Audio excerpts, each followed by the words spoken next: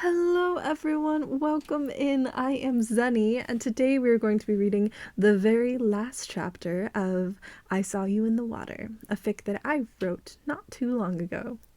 Today we will be reading Chapter 3, We Just Don't Blend Now. Summary. The living memory of their once dead friend reawakens, if only for a moment. A man, person, being, stands at the edge of the water. He doesn't know who he is, or more accurately, what he is, only that this place means something to him.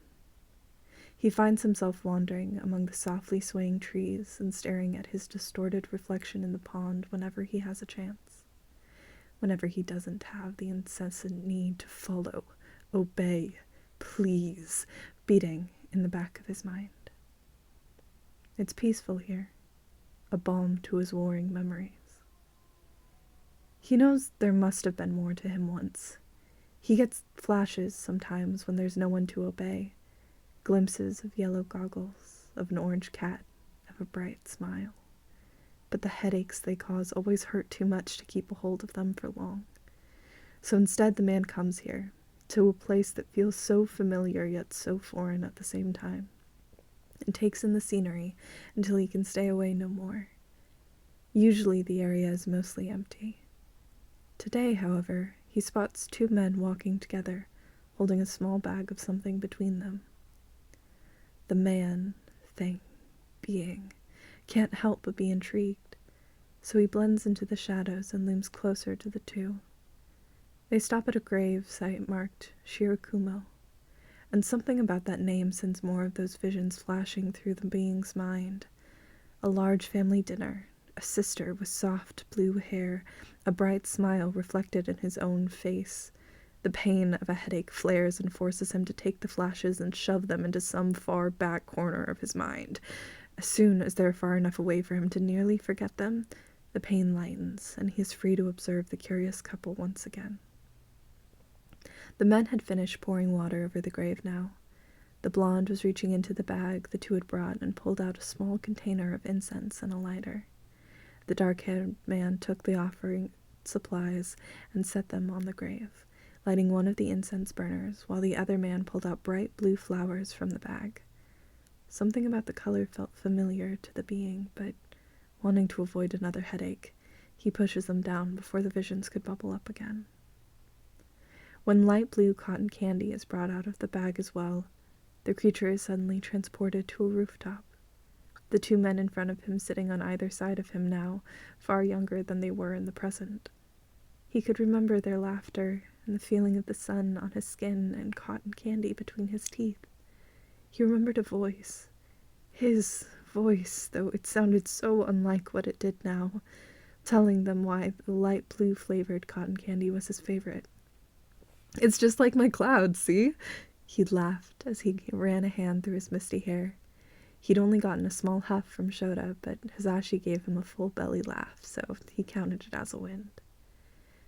The creature pulls himself out of the dream, vision, memory, again with the sudden realization that he knew these people.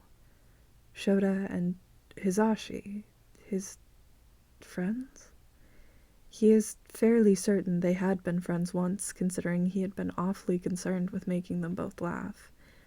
He pushes through the pain reverberating through his head as he considers what to do with this information. If he went closer to them, if he introduced himself, would they recognize him? Could they tell him who he was, who he used to be, why there was a gaping hole where his memory should be?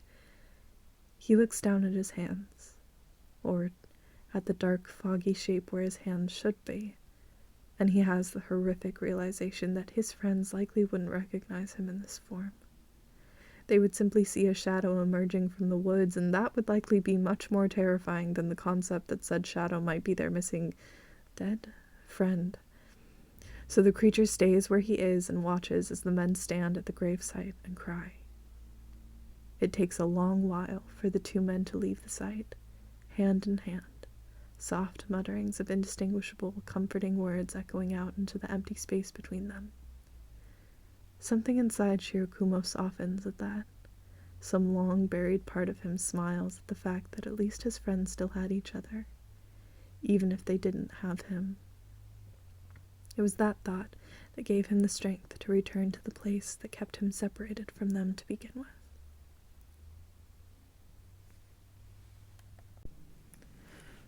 Kurogiri stepped through the portal into the dingy bar he had been kept in for the last few years along with his charge. Finally, the young teenager sighed, pulling down his video game controller and sauntering over to the bag of groceries Shirakumo had managed to keep hold of during the whole ordeal. I started to think you weren't coming back.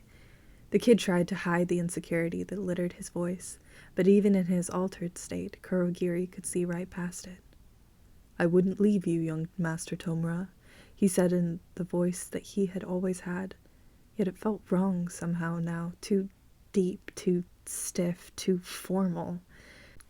The young man looked at him skeptically for a moment before continuing to unpack the bag, surely looking for the fruit snacks his caretaker had promised him before leaving. Having successfully found them, the young man pulled his head back out of the bag and eyed the creature before him warily. So where were you? He asked such a soft question. But Kurogiri's system was suddenly flooded with the need to follow, obey, answer, that he found himself responding before he had a chance to think. The grocery store, then the cemetery off of State Street.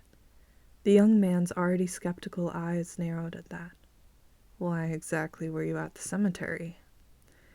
Shirakumo would have hesitated in responding to that if he could, but Kurogiri was a slave to the need to follow, obey, answer, that he once again responded without consideration, to keep my memories at bay. Suddenly, young Tomura's eyes widened, and Shirakumo knew that this wasn't going to go well. Master Tomura, please, he began before the young man cut him off with another question. Have you been remembering things again? He asked with moderate amount of horror seeping into his voice. Yes. Kurogiri once again responded without thinking, while Shirakumo internally pleaded to just have a chance to explain with his own words. For how long? A few months now. A few months? Tomura looked at him with fear and paused to gather himself together. Shirakumo could scream. How much do you remember now? The teenager asked, not realizing he was forcing Shirakumo to dig his own grave. I know my name, who my friends were, what my family looked like, that I am presumed dead, and where my gravesite is. Tomura paused again, and Shirakumo wanted nothing more than to explain to him. Explain how his memories didn't taint the way he cared for the kid. Explain how he wouldn't act any differently, how he could keep living like this, how he felt more like himself than he had in years. But he couldn't, because something had overridden his brain and refused to let him open his mouth now except in direct response to a question. So Shirakumo resigned himself to his fate, as the kid he loved turned into his tormentor before his eyes. I think it's time for you to visit the doctor again. It wasn't quite a command. Not yet. Shirakumo felt a bud of hope bloom in his chest at that. Before you go, though. The young man paused and bit his cracking lip for a moment. What was your name? Before it was Kurogiri, I mean. Shirakumo wanted to cry. It wasn't much. It wasn't an act of disobedience. It wasn't a lack of punishment, but it was a way for him to save something.